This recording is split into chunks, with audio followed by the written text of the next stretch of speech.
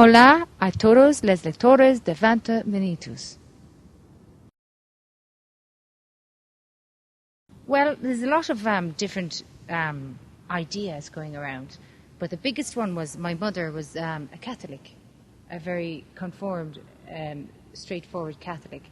And in the Catholic teachings, there was the 7 sorrows of the Blessed Virgin Mary, 7 sorrows. But 7 sorrows means 7 dolores, 7 dolores. You know, so 7 sorrows. So Dolores means sorrow. Sorrow. Yeah, which is bizarre because I'm a very happy person and whatever, but my name means sorrow. For me, you know, Miguel, it was kind of like when you are in a storm, a crazy storm. You know, when the storm is going on around you. I'm in the eye of the storm. Have you heard of that expression, being in the eye of the storm? Yes. You're in the middle of it.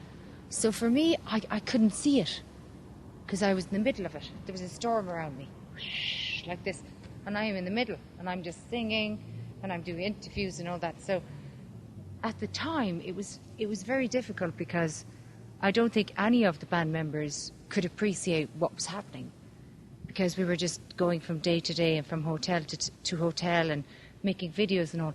But it wasn't until I took a 4-year break from the Cranberries, and you know, I'm sitting back now and you know, I have 4 children now, and I'm looking back and I'm going, oh yeah, did that happen? Well, we're not totally ended forever or anything, but what happened was I spent 14-15 years with the Cranberries, and I became very famous with the Cranberries when I was 18. And then you go, well, now maybe I need to take time off. Maybe I need to go home. And I need to find me, my soul, the human spirit. Who am I? Without the Cranberries, you know? I had to find that out. So the last 4 years was like a journey where I was trying to figure out who I am when I'm not in the Cranberries. And it was fantastic, you know. It was so cool. I got to do stuff like really normal, you know, waking up and worrying about the laundry. I have to wash all these clothes now. And then I have to empty the dishwasher and make the breakfast and clean up after the breakfast. And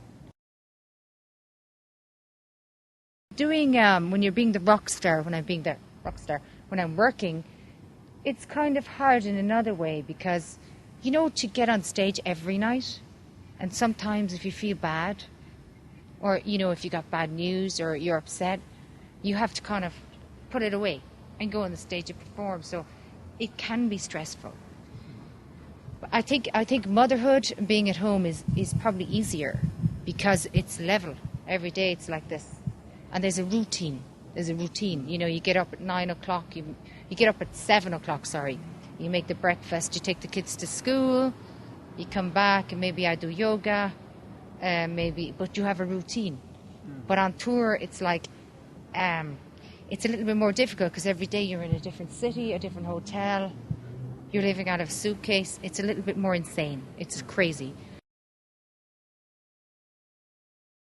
During the 4 years, I experienced 2 things. I experienced death. We had a funeral in my family, and birth. We had a new life born. And basically, there are some very dark songs which would come after the funeral and stuff like that. And then after my little girl was born, there's some really bright songs, you know. So there's kind of a broad spectrum of things, you know. But what I think I'm saying is that life is short, and that people you love, you should never take them for granted. Because if you turned around tomorrow and that person was gone, would you feel okay? Or would you feel like, I should have said this, that and the other? So I suppose there's a kind of an awakening that way where you kind of go, I have these beautiful people. I think it's on the internet already, I heard today. Yeah, I believe. So what do I think? I think, hey, Sarah, Sarah, whatever will be, will be.